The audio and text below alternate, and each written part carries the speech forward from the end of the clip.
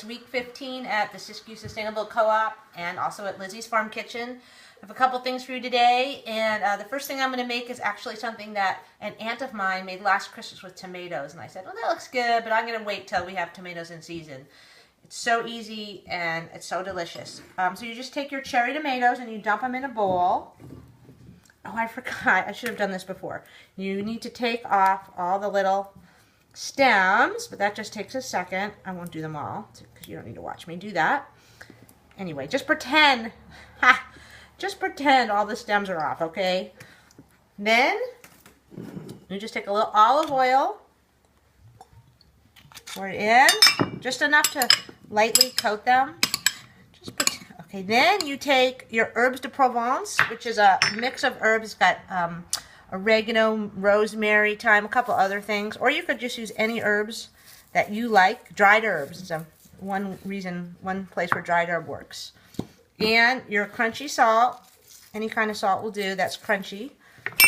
Mix it together. Oh my God, you're not even going to believe it. So easy. Ooh, it's a little too much oil, okay, people? Use a little less oil when you make it. And then you put it in your bowl, like that. And then it's just like a nice little cocktail hors d'oeuvre or whatever, and you can serve it with, well, maybe you can't serve it. Yep, you can serve it with a, what are these things called? A toothpick. And that's that. So easy, and they're just quite surprisingly good. Remember, use a little less oil. Okay. The next thing I'm going to make for you is a beet recipe, and I'll admit I went online and I was looking for beets recipes, and last night I cooked up some beets for my family, and guess what I'm making for you? I'm making none of those fancy recipes. I'm making what I made for my family last night.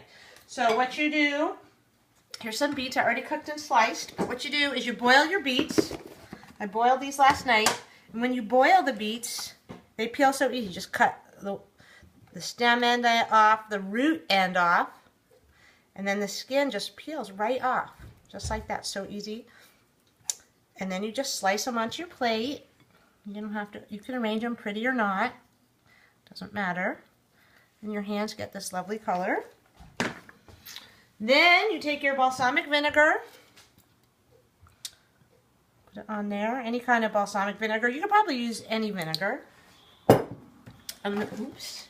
What I did is I took some feta. I like this sheep feta, but any kind of feta will do. And you just crumble it on. And look, it's beautiful. And it does take a while to cook the beets. You boil the beets whole. And they do take maybe even half an hour. Boil them till you can pierce them with your knife tip. Super easy. Okay. Oh shoot, the other thing I'm making for you, and this I did get off a food blog, I will admit, but it looks so incredible, I had to do it. And so what it is, it's tomatoes I've already sliced with brown butter. So you know how we make tomatoes with olive oil and salt? Well, this one, you put brown butter. And the way you make brown butter is you melt your butter, and then the fat milk solids will separate from the liquid, and I already melted this, but you want to just keep stirring it until it gets slightly nutty brown, and you'll smell it. It's better if you can use a pan that has a light bottom, but I don't have one. And it can go really fast from overcooked, from just perfect to overcooked. And I was trying to time this so that I could just do the last little bit with you guys. And you want to keep stirring it because it can burn real fast, and also so you can see the color on the bottom. And it's like a nutty brown color and a hazelnut toasty smell, but it's really hard. It's going to be hard for you guys to see this. It smells so good. You know, it's just taking a little longer. You have to watch this. Okay, anyway, then what you do, you guys can't see this, but it is a really nice brown color underneath that. I know you can't see it just because of the pan and everything.